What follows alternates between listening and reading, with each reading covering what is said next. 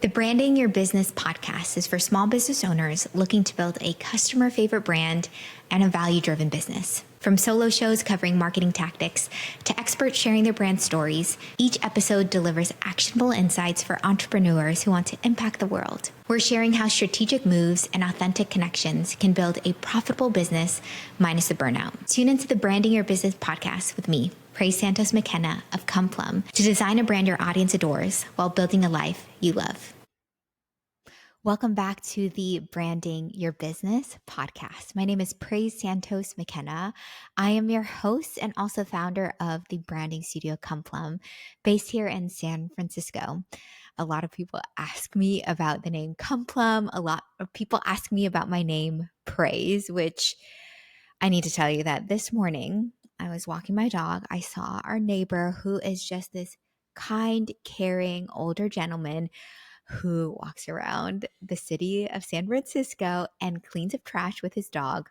He's the best. And he often says hi to me in the morning, and he'll say, "Hi, precious." I'll just smile and wave.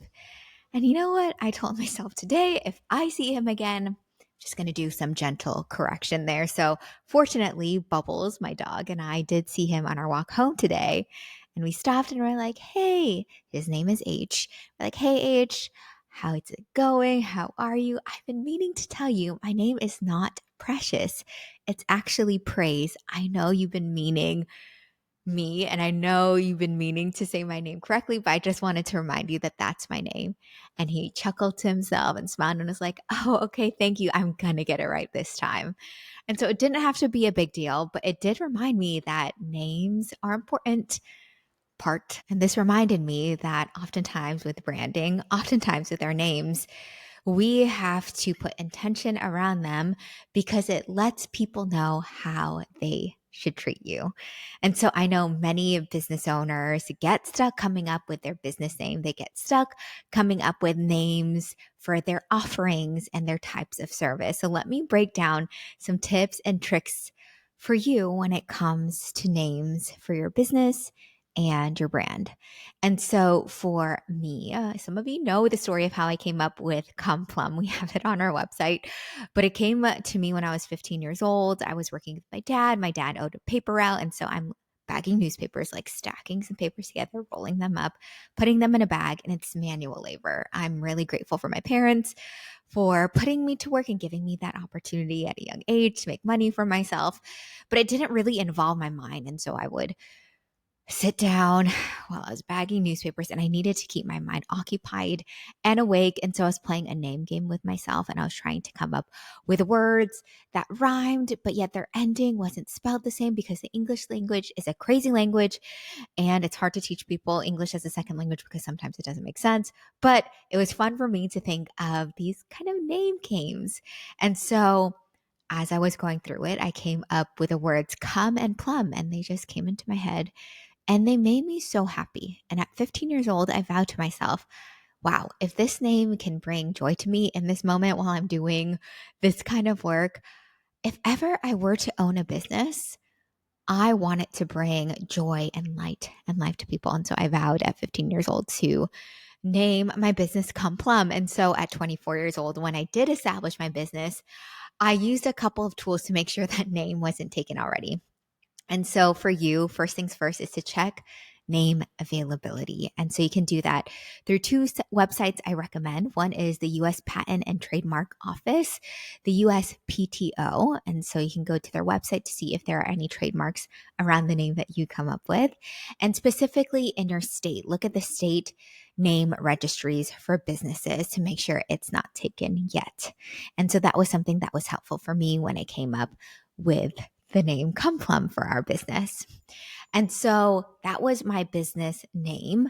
I do encourage you, though, when you are making offerings, that you be a little more clear with what your offering is when it comes to the name.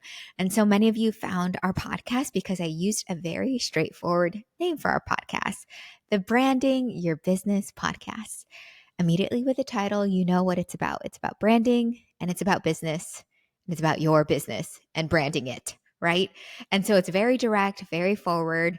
It's somewhat creative, but honestly, it is just clear and to the point. So I really encourage you, when coming names for your offerings, you are less focused about it being so unique and more clear to your audience about what it's going to do for them.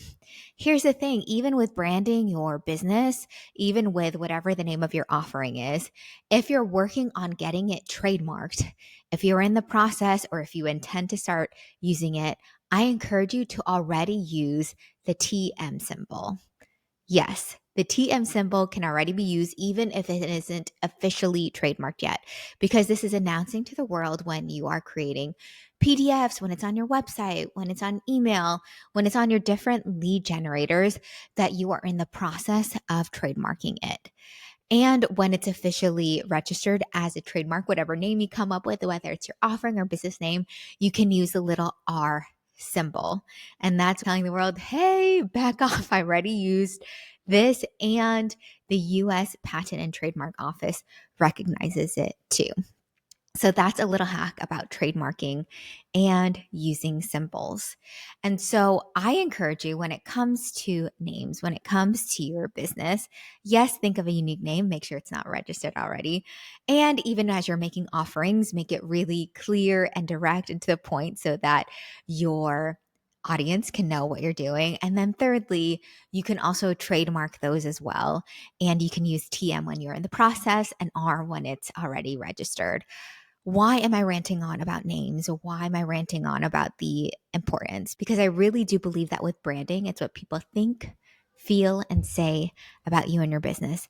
And branding is also telling people how they should treat you. It's helping them understand who you are and what you're about. And so think of the name, don't dwell too much on it. It can be creative and straightforward and to the point, and make sure you're I's are dotted, your T's are crossed with the US Patent and Trademark Office. I hope this is helpful. I hope it also gives you the freedom to just name your thing, move on, register it, and then really create an experience that people will remember. I think my neighbor H will remember my name now. And not just because it is a pretty memorable name. I feel like praise is pretty memorable, but also because I was kind in how I communicated the correction of my name. I feel like he'll remember that too. And so I encourage you the same way. Names are important, but really the whole experience, that's the brand that you're creating.